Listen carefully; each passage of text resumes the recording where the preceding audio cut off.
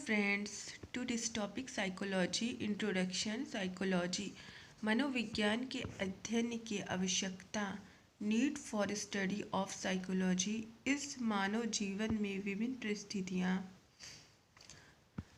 परिस्थितियाँ होती है या होता है। इन विभिन्न प्रकार से भी आदमी जो है विभिन्न प्रकार से व्यवहार करता है। अलग अलग परिस्थितियों में व्यक्ति विशिष्ट प्रकार का व्यवहार करता है। अलग अलग सिचुएशन में ह्यूमन क्या करता है, अलग अलग तरीके से बिहेवियर करता है। अलग अलग व्यक्तियों से हम व्यवहार का अलग अलग तरीका हम अपनाते हैं। एक ही परिस्थिति में व्यक्ति भिन्न भिन्न प्रकार का व्यवहार करता है। सेम सिचुएशन में हम अलग अलग तरह का बिहेवियर करते हैं। कुछ स्थितियों में हम दुखी हो जाते हैं, जैसे कभी डेथ हो गई या कोई सीरियस कंडीशन हो गया। वहीं कुछ सिचुएशन में हम खुशी का अनुभव करते हैं, जैसे किसी का बर्थडे सेलिब्रेट हुआ घर में, जैसे शादी विवाह का अवसर या किसी एग्ज़ाम को क्रैक कर लिया।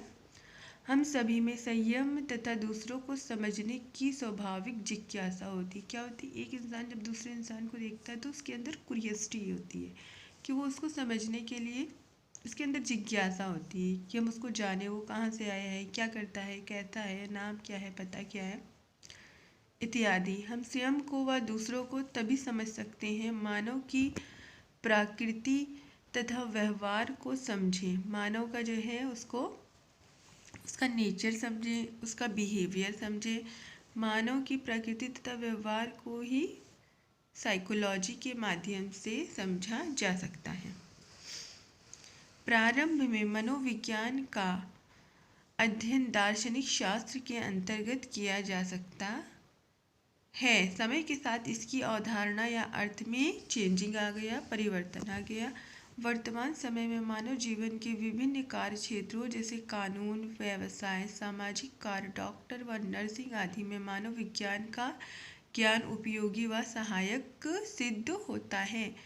नर्स प्रत्येक समय अपनी मेडिकल टीम या अन्य लोगों के साथ कार्य करती हैं। इन लोगों को समझने के लिए नर्स को मानव विज्ञान के बारे में जानकारी होनी अति आवश्यक है। साइकोलॉजी के अध्ययन से ही संभव है अपने कार्य क्षेत्र में अवश्य ही सफलता प्राप्त कर सकती हैं। मानवविज्ञानी की परिभाषा क्रमिक order development of definition of psychology.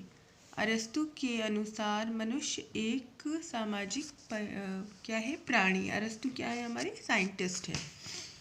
मनुष्य सामाजिकता के साथ साथ बुद्धि तथा व्यवहार का विकास करता है।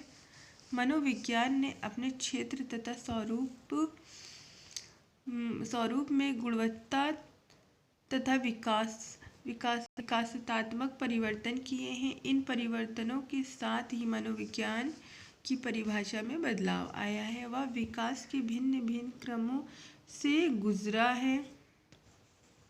वर्तमान समय में मनोविज्ञान का प्रयोग जिस अर्थ में हो रहा है उसे समझने के लिए विभिन्न कालों में दी गई साइकोलॉजी की परिभाषा के क्रमिक विकास को समझना होगा। इन परिभाषाओं का क्रमिक विकास अधोलिखित प्रकार से हुआ है।